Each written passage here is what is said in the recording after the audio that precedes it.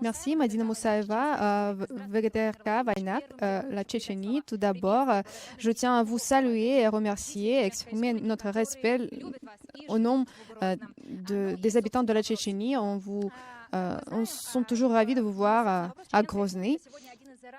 On sait que la Tchétchénie est une des régions développées et sécurisées et l'équipe qui a été créée par le premier président de la République, Ahmad Kadyrov, contribue beaucoup à cela. Vous avez vous-même contribué à diriger cette région, mais très souvent, on fait face aux accusations de la part des États-Unis, les accusations contre Ramzan Kadyrov et ses collègues. Il fait objet des sanctions et sa famille aussi. Et il y a quelques jours, un nombre d'organisations et une fondation qui agissent en Tchétchénie ont aussi fait objet de sanctions. Mais pourquoi? Madina, vous croyez qu'il y a des sanctions seulement à l'adresse de Ramzan Kadyrov? Non. Je crois que c'est l'ensemble de la Russie qui est visé, pas seulement lui. Ramzan Kadyrov défend les intérêts pas seulement de la Tchétchénie, du peuple tchétchène, mais de l'ensemble du pays.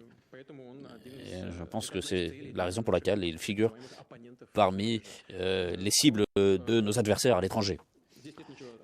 Rien de particulier ici. Il n'y a rien d'extraordinaire ici.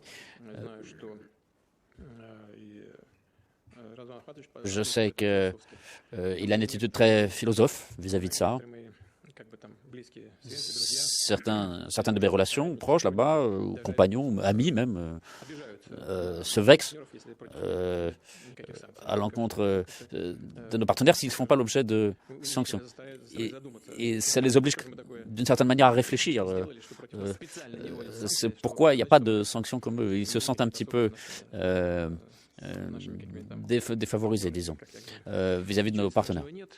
Ici, au contraire, la Russie est un pays qui se suffit à lui-même, la Tchétchénie aussi. La Tchétchénie se développe, malgré les blessures des années 90. Elle se développe rapidement sous l'autorité de la nouvelle et jeune équipe gouvernante. Je connais assez bien Ramzan Kadyrov et je sais qu'il est complètement dévoué à la cause de son pays et de la Russie, et je lui souhaite, à lui et à ses proches, tout le meilleur. Et je sais que toute la Tchétchénie regardera l'allure que Grozny a aujourd'hui.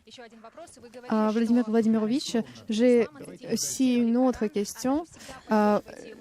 Vous soutenez toujours les musulmans, vous citez parfois le Coran. Selon vous, est-ce que c'est important pour notre pays de devenir plus proche avec le monde arabe? Quel est le rôle de Kadyrov? Le monde arabe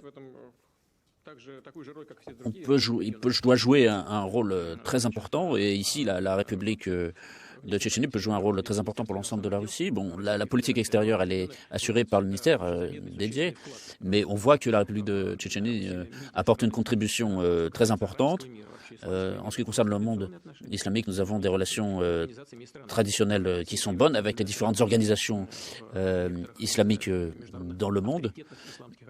Et nous faisons partie de certaines organisations, et avec le monde arabe, pour la Russie, comme de même que ça l'était pour l'Union soviétique, nous avons des relations anciennes qui remontent à longtemps, qui sont à des siècles même, qui sont anciennes, qui sont stables et qui finalement ne font que s'étendre.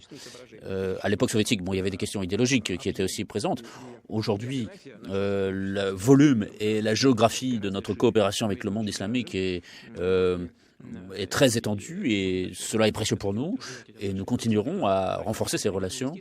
Le fonds d'investissement direct de Russie travaille d'ailleurs avec presque tous les fonds souverains dans le monde, et avec certains fonds souverains arabes, nous avons des relations tout à fait uniques, tout à fait privilégiées, et ces fonds-là, par exemple, ont tellement confiance en nos projets qu'ils ont décidé de financer systématiquement certains de ces projets que nous mettons en place, justement.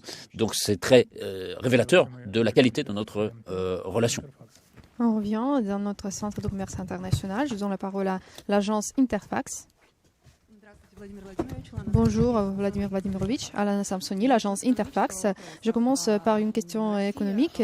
La Russie, dans les conditions de la pandémie, n'a presque pas utilisé les réserves. Elle a